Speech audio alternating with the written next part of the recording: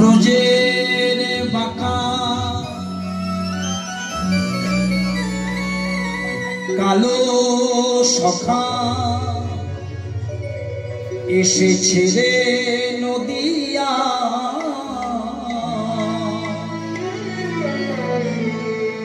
কলির জীবকে উদ্ধারিতে দারে দারে নাম দিলা এসেছে ব্রজের বাবা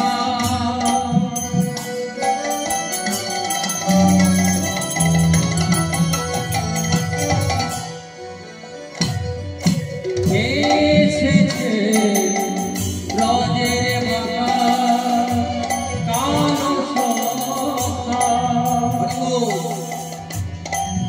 সোনার নদিয়া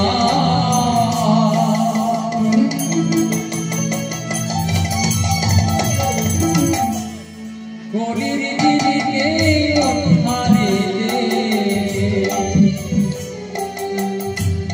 দারে দারে নাম দিলা এসেছে রে ব্রজের বাঁকা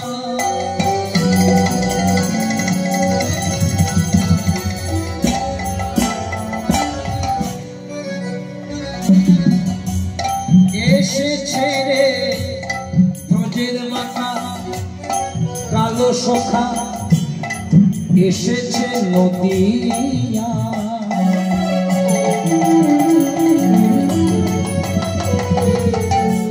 কলির জীবকে উদ্ধারিতে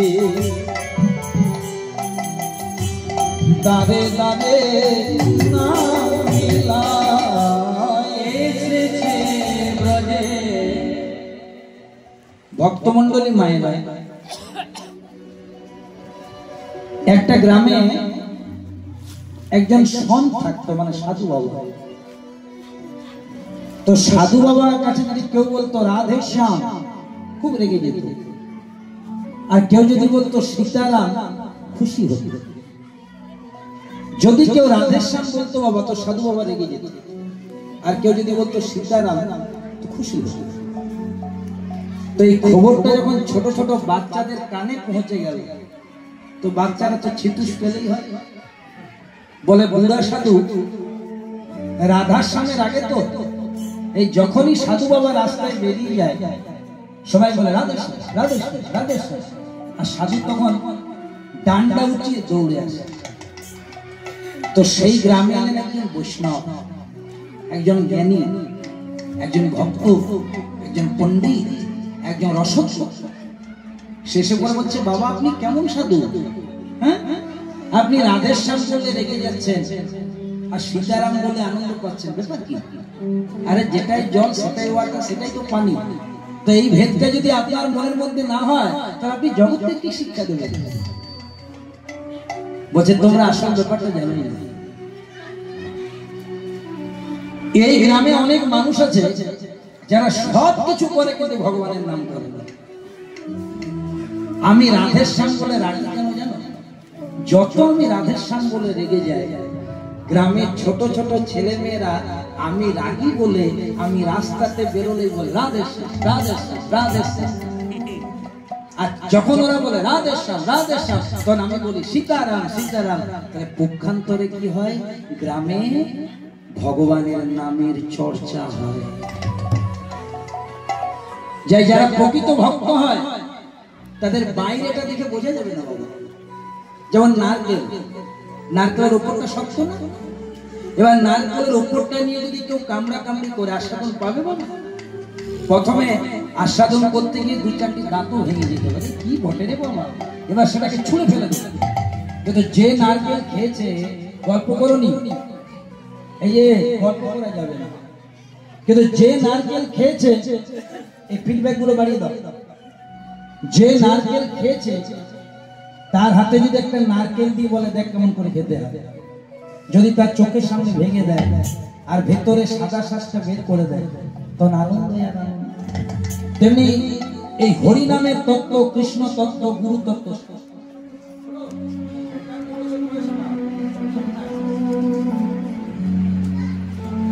কৃষ্ণ তত্ত্ব গুরু তত্ত্ব হচ্ছে নারকেলের মতো, ওপরটা হচ্ছে শক্ত, কিন্তু যদি সৎগুরু চরণাশ্রয় করে ভেতরে যেতে পারেন তো প্রেম সে বলো রাধে। ওই জন্য শ্রী শ্রী ঠাকুর অনুকূল চন্দ্র প্রতিনিয়ত বলছে নাম চলছে তো, সবচেয়ে বড় কথা নাম চলছে তো, মানে তুমি যে হৃদয় মন্দিরে যে বীজটা বপন করেছো সেখানে জল টল দিচ্ছ তো, বেড়া টেড়া দিচ্ছ তো। এই যে 3.5 হাতের হৃদয় জমি যেখানে তুমি বপন করেছো গুরু নামের বীজ, তাতে যদি ভক্তির জল না দাও আর সৎসঙ্গের বেড়া না দাও, তাহলে 6টি ছাগল গরু তোমার জমিতে চড়ে বেড়াচ্ছে, যার নাম কাম ক্রোধ লোভ মোহ মদ মাৎসর্য, সে তো ক্ষতি করে দেবে। আর সেই সমস্ত শিক্ষা দেওয়ার জন্য কলিযুগে অবতীর্ণ হলেন কলিযুগের ভগবান। কিন্তু কি আশ্চর্য বাবা, তিনি ভগবান হয়ে এলেন না, তিনি ভগবানের স্বরূপ নিয়ে ভক্তদেরকে শিক্ষা দেওয়ার জন্য এলেন। তাই তার নাম হলো চৈতন্য দাতা গৌর হরি। এসেছে রে ব্রজের বাঁকা কালো সখা, এসেছে রে নদিয়া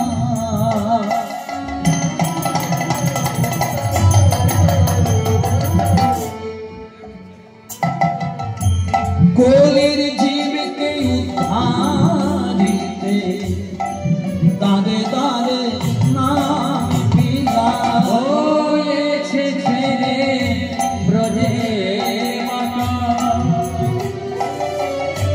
গুরু ধরি দাও তো মায়েরা,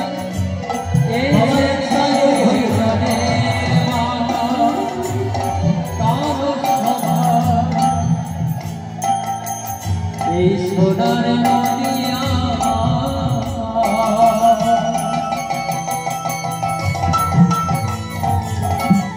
কৌলির জীবিকে উদ্ধারিতে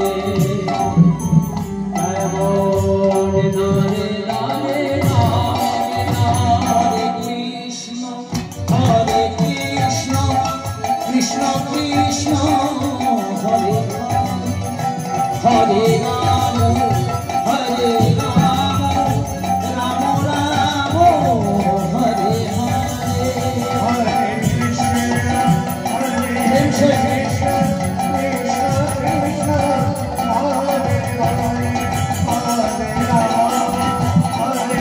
হরে রাম হরে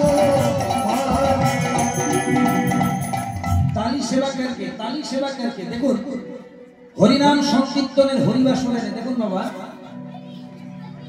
আছে রাজ্যসভা, আছে বিধানসভা, আছে লোকসভা, আর আজকে ভেলাটারে যেটি বসেছে এটি রাজ্যসভাও নয় লোকসভাও নয়, এটার নাম হচ্ছে হরিসভা। রাজ্যসভাতে লোকসভাতে ডিবেট হয়, তর্ক বিতর্ক হয়, আর হরিসভাতে রাধা কৃষ্ণ নিতাই গৌর ভক্ত ভগবানের মিলনের কথা বলা হয়। তাই যখনই আমি বলবো দেখুন ভগবানকে হরিবাসরে এলে ভগবানকে কিছু সেবা দিতে হবে, তো এখানে সেবা দেওয়ার দুটো উপায়, একটা করতালি দাও, এটা সেবা দেওয়া, আর মায়েদের মাঝে মাঝে উলুধ্বনি দেবেন হরে কৃষ্ণ হরে কৃষ্ণ কৃষ্ণ কৃষ্ণ হরে হরে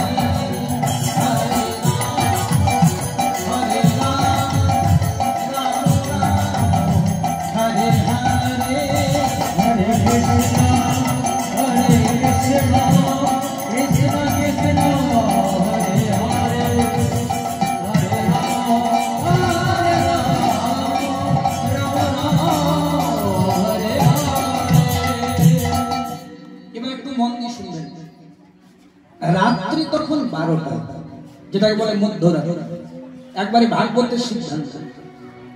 রাত্রি তখন 12টা, ভগবান শ্রীকৃষ্ণ মাথায় কতগুলো ইট নিয়েছে আর পাথর নিয়েছে, আর একটা গভীর জঙ্গলে রাস্তা দিয়ে ধীরে ধীরে ধীরে ধীরে পেরিয়ে যাচ্ছে। ভগবান কৃষ্ণের মাথায় আছে কতগুলো ইট আর পাথর, আর একটা গভীর জঙ্গলে রাস্তা দিয়ে পেরিয়ে যাচ্ছে। পড়বির পর মালিক ঘরে এসেছিল গাছের আড়ে, দেখা হয়ে গেছে দেব ঋষি নারদের সাথে। নারদ মুনি এই দৃশ্যটা দেখে খুব হাসছে, বলছে প্রভু আর কত লীলা দেখাবে, এ কি করেছো তুমি? এই মধ্যরাত্রিতে মাথায় কতগুলো ইট আর পাথর নিয়ে যাচ্ছ কোথায়? বলছে এই গভীর মনের ভেতরে একজন আমার ভক্ত থাকে, যার নাম হলো মাধব দাস, যাকে আমি আদর করে বলি মাধব। জানো, সে সবসময় আমার নাম করে, বৃষ্টির জলে ভেজে নাম করে, গ্রীষ্মের রোদে পুড়ে নাম করে, শীতের ঠান্ডায় নাম করে, মাথার উপর কোনো আশ্রয় নেই। আমি কতবার বলেছি মাধব তুই আমার এত যত্ন করে নাম করিস, একটা বাড়ি টাড়ি কর, আমি তোকে সহযোগিতা করবো। বলে না করবো। ভাবছো বসে চলবে কিসে, তুমি ভাববার কে? আর তোমার ভাবনা তিনি ভাবছেন, শুধু তুমি ভাবো। আমি তো তোমাকে ভাবি, আর তো আমার কিছু দরকার নেই। তাই আজ আমি সিদ্ধান্ত নিয়েছি ওই ভক্তের বাড়িটা আমি নিজের হাতে বানিয়ে দেব। তাই রাত্রিবেলাতে ইট আর পাথর নিয়ে তার বাড়ি তৈরি করার জন্য যাচ্ছে। নারদ মুনি বলছেন তাহলে ইট পাথর নিয়ে যদি তার বাড়ি তৈরি করতে যাচ্ছ, তো রাত্রিবেলাতে যাচ্ছ, দিনের বেলায় ইট পাথর গুলো নিয়ে গেলে হয়? বলছে ছোট থেকে আমার চোরা স্বভাবটা যায় নাই, সেই ছোটবেলা থেকে স্বভাবটা। এই যে ইট পাথর গুলো নিয়ে যাচ্ছে,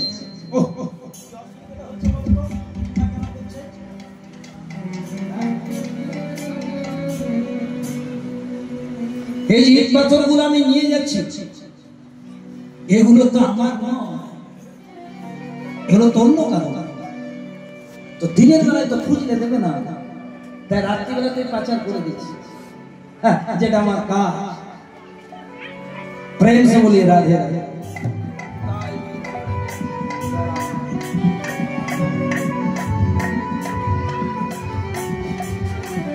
দেখো বাবা, খুব সুন্দর জায়গা, এটা ভাগবতের কথা।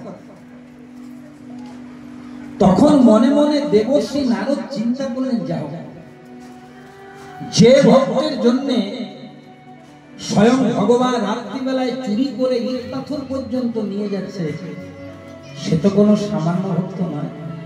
তাই বলছে দয়াময়, যার জন্য তুমি ইট পাথর লোকের চুরি করে নিয়ে তার ঘর করে দেওয়ার জন্য যাচ্ছ, তুমি একটু দাঁড়াও, আগে তাকে আমি একটু দর্শন করে আসি, তারপরে তুমি যাবে।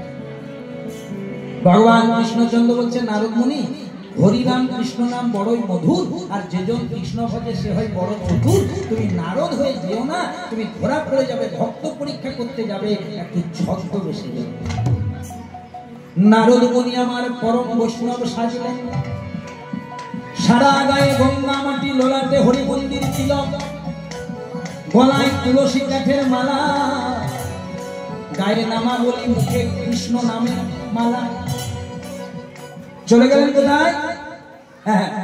সেই ভক্তকে দর্শন করার জন্য। এইবার কি হয়েছে দেখো, যে ভক্তকে দর্শন করতে গেছে নারদ মুনি বৈষ্ণব সেজে, সেই ভক্ত তখন করেছে কি জানো না, একটা কাটারি, কাটারি জানো, ডালপালা কাটারি, একটা কাটারি ধার করছে একটা পাথরের উপরে, আর মনের আনন্দে কি গাইছে জানো, জয় জয় রঘুপতি রাঘব রাজা রাম পতিত পাবন জয় সিয়া রাম। জয় জয় রঘুপতি, জয় জয় রঘুপতি, জয় রঘুপতি রাঘব রাজা রাম জয় সিয়া রাম। রঘুপতি রাঘব রাজা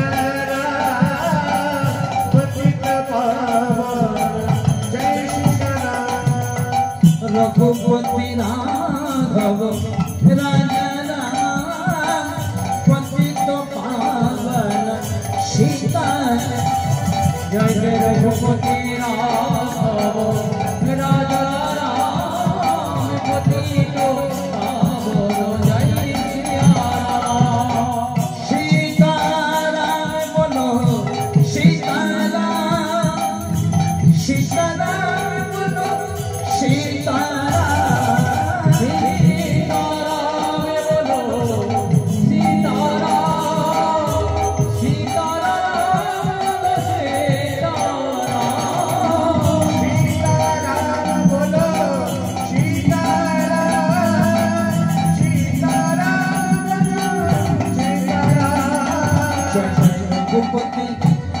জয় জয় রঘুপতি রাঘব রাজা রাম পতিত পাবন जय सीताराम। बोलिए भगवान रामचंद्र की, रामचंद्र की, रामचंद्र की।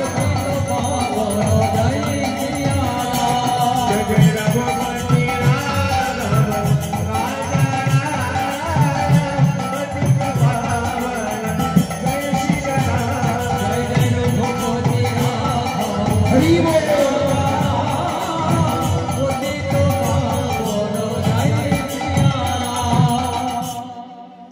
নারদ মুনি বৈষ্ণবের বেশ ধারণ করে সেই ভক্তের কাছে গিয়ে বলছে, হ্যাঁ গো তোমার নাম কি? বলছে আমার নাম মাধু। তা হ্যাঁ গো তুমি তো ভগবানের নাম করছো, আর এই কাটারিটা ধারালো করছো কেন? এমন ভক্ত তো বাপের জন্মে দেখিনি।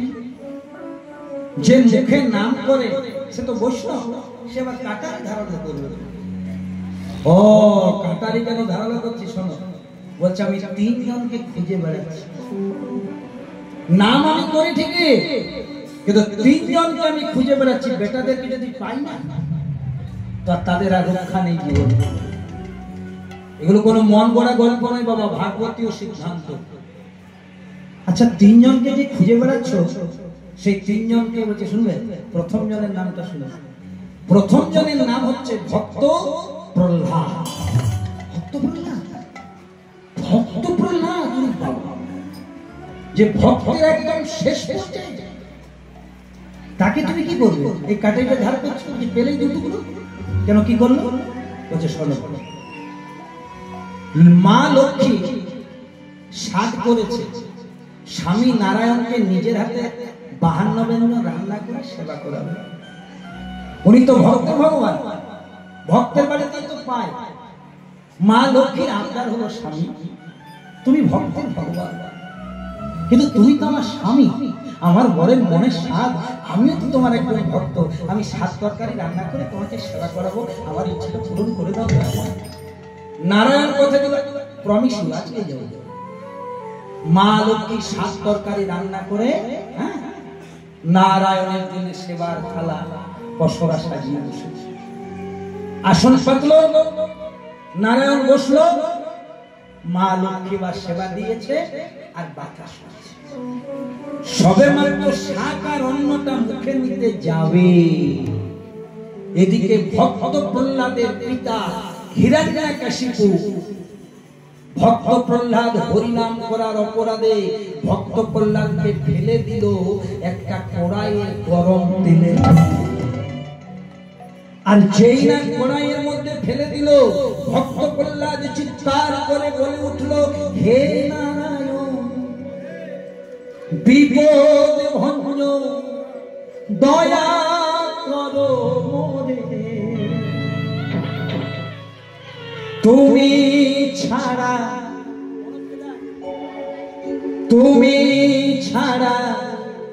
কে বা আছে এই ভক্ত জনে। হে নারায়ণ, হে নারায়ণ বিপদ ভঞ্জ দয়া করো রে, তুমি ছাড়া কে আর আছে এই ভক্ত জনে। হে নারায়ণ বিপদ ভঞ্জ দয়া করো রে, তুমি ছাড়া কে আছে বলো জগৎ আধারে। হে নারায়ণ বিপদ ভঞ্জ দয়া করো রে, তুমি ছাড়া কে আছে বলো জগৎ আধারে। মা লক্ষ্মী রান্না করেছে, সবে মাত্র নারায়ণ সেবা করতে যাবে, ভক্ত প্রহ্লাদ গরম তেলে পড়ে গেল, ডেকে দিল নারায়ণ ভক্তের ভগবান, সমস্ত কিছু ত্যাগ করে চলে গেল। হ্যাঁ গো ভক্ত প্রহ্লাদের এটা উচিত হলো? ঠিক আছে, তোর পিতা হরিনাম করার অপরাধে তোকে গরম তেলের মধ্যে ফেলে দিয়েছে, অল্প পুরতিস তো পুরতিস, ভগবান তুমি কিছুক্ষণ পরে গিয়ে রক্ষা করো, ওপর সেবা করতে দিলি না তো বেটাকে যদি। আচ্ছা একজন গেল, আরেকজনকে না, আরেকজন হচ্ছে তৃতীয় পাণ্ডব অর্জুন। কুরুক্ষেত্রের যুদ্ধে রথে ভগবানকে নিল, তো লজ্জা করে না? রথের সাওয়ারি হলি তুই আর ড্রাইভার হলি কৃষ্ণ। একটা একটা করে বাণ আসছে, একটা একটা করে তীর আসছে, আর আজ আমার ভগবান কৃষ্ণ নিজ বক্ষ মাঝে নিয়েছে। অর্জুন যখন তীরগুলো ছাড়ছে তখন কিন্তু বিপক্ষ দলের শরীরে লাগছে, আর অর্জুন যখন তীর ছাড়ছে অর্জুন কৃষ্ণ তখন নিজ বক্ষ মাঝে নিচ্ছে। ভগবানের এত কষ্ট অর্জুন দেখতে পাচ্ছে না, ভাবছে নিজের জন্য কুরুক্ষেত্রের যুদ্ধ এগিয়ে যাচ্ছে, ওকে যদি দেখতে পাই ব্যবস্থা করব। আর তৃতীয় জন ওইটাকে যদি পাই তো 3 টুকরা করে দেবো। তো তার নাম কি না, তার নাম হচ্ছে দেবর্ষি নারদ। নারদ হচ্ছে ভাগ্যে আমি বৈষ্ণব সেজে এসেছিলাম, না হলে এতক্ষণ আমার বাসি সাজের লিস্ট তৈরি হয়ে গেল। বলছে নারদ কি করলো,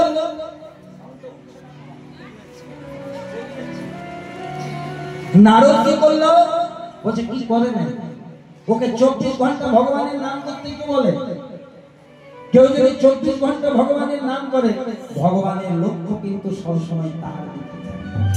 কেন না, যে করে হরির চিন্তা, যে শয়নে স্বপনে নিশি জাগরণে সর্বদা হরি চিন্তা করে, হরি কিন্তু তার কথাই চিন্তা করে। তাই বাবা হরি নামে যদি হরি নামে, আজকে পরম পবিত্র গ্রাম আপনাদের ভেলাঘাট। আমি ডায়েরির পাতা উল্টে দেখলাম, এই যে বাবা তখন আমার আরেক কচি বয়স ছিল। আচ্ছা বাবা, মানুষের বয়স বাড়ে না কমে? ঠিক মায়েরা, মানুষের বয়স বাড়ে না কমে গো? কমে। দেখো কিন্তু দারুণ রান্না করতে সুবিধা, ঠিক বলেছো? মানুষের বয়স কিন্তু কমে বলে। সাধারণ ভাষায়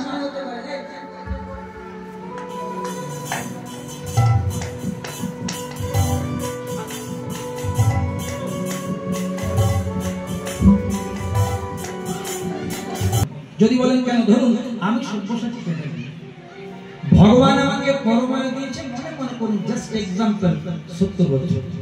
ও ডাক্তার বাবু, ভগবান আমাকে 70 বছর থাকার পরমায়ু দিয়েছে, তাই তো?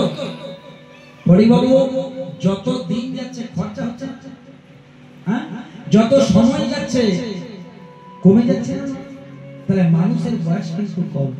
মেডিসিনের কারখানায় যখন একটা মেডিসিন আবিষ্কার হয়, তার গায়ে লেখা থাকে এক্সপায়ার ডেট। ভগবানের কারখানায় তৈরি হয়েছে বাবা, পিছনে ডেট অ্যাভেলেবেল। যদি আসে ডাক্তার, তবে কি করে তোর ডাক্তার? তার যদি ডাক আসে বাবা, সংসারে কেউ ডাকতে পারবে। তাই এই জনমটা হচ্ছে হরি ভজনের জনম। 84 লক্ষ যদি ভ্রমণ করেছি, কখনো পশু হয়েছি, কখনো পাখি হয়েছি, কখনো পোকামাকড় হয়েছি, কখনো কৃমিকীট হয়েছি, অবশেষে মানব জন্ম হয়েছি। জানো বাবা, খুব গভীরে যদি চিন্তা করো, মানব জন্মের চেয়ে একটা দামি জন্ম ছিল, যে জন্মটার নাম হচ্ছে গাভী জন্ম। হ্যাঁ, যদি বলে কি বলছেন আপনি, এটা কোনো কথা হলো? আরে মানব জন্মের আগে গাভী। হ্যাঁ, ইয়েস। কেন মানব জন্মের চেয়ে সেটা ভালো ছিল না? যাদের মন মুক্ত পর্যন্ত ভগবানের সেবায় লেগে যায়, সেটা কি কম জন্ম বাবা? বিধর্মীরা বলে গরুও যা, কুকুরও তা, ছাগলও তা, মাথায় বুদ্ধি থাকলে তো হয়। তাহলে গরুও যা, কুকুরও তা, তাহলে তো গরু দুধে চা না খেয়ে তো কুকুরের দুধে খাওয়া দরকার। দুটো এক হয়, মুড়ি মুড়ি। তবে হিন্দুদের দোষ কম না, গরুগুলোরা বিক্রি করে, তবে তো তারা সেবা করে। তো যখন গরুগুলো তোমার ছোটবেলায়, তোমার বাচ্চাটা ছোট ছিল, তখন সেই বাচ্চাটা দুগ্ধ যোগান দিয়েছিল সেই গরু। আর যখন ছেলে বড় হলো, ছেলের এবার মোবাইল দরকার হলো, সেই গরুটাকে বিকে দিল 15,000 টাকা। যে গরু দুগ্ধ দিয়ে তার ছেলেবেলাতে ছোট ছেলেটাকে মানুষ করেছিল, সেই ছেলেটা যখন 15 বছরের হলো, গরুটা একটু বুড়িয়ে গেল, বলছে বাবা মোবাইল। তাহলে কিন্তু ওই গরুটা বিক্রি করে 15,000 টাকা বিক্রি করে, আর সেই গরুর টাকাতে হ্যালো আই এম ফাইন। এই তো কালচার, এই তো কালচার। প্রেম সে বলি রাধে। তাহলে দেখো মা, 84 লক্ষ যদি ভ্রমণ করার পর মানব জন্ম পেয়েছি। দেখুন বাবা, এই গাভী জন্মটা ছিল শ্রেষ্ঠ জন্ম। কারণ যার মলমূত্র গোবিন্দ সবাই লাগে, সেটা কোন জন্ম? মানুষের মলমূত্র গোবিন্দ সবাই লাগে, উচ্চারণ করা পাপ।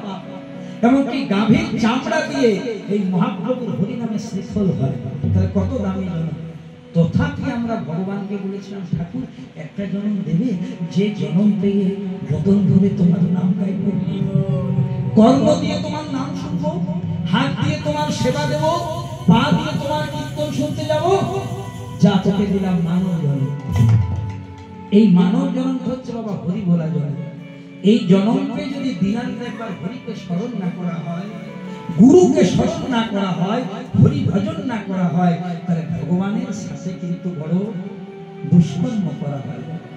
সরকারের ইলেকট্রিক ভোগ করলে যেমন মাসের শেষে ইলেকট্রিক বিল লাগে, তেমনি ভগবানের সমস্ত কিছু ভোগ করছেন, একটু বিল দেবেন না? কিচ্ছু না, একটু স্মরণে রাখুন, ভগবানকে ডাকুন, তাকে আশ্রয় করুন, মনের আনন্দে চলে যাবে। দিন তোর আনন্দে যাবে, দিন তোর আনন্দে যাবে।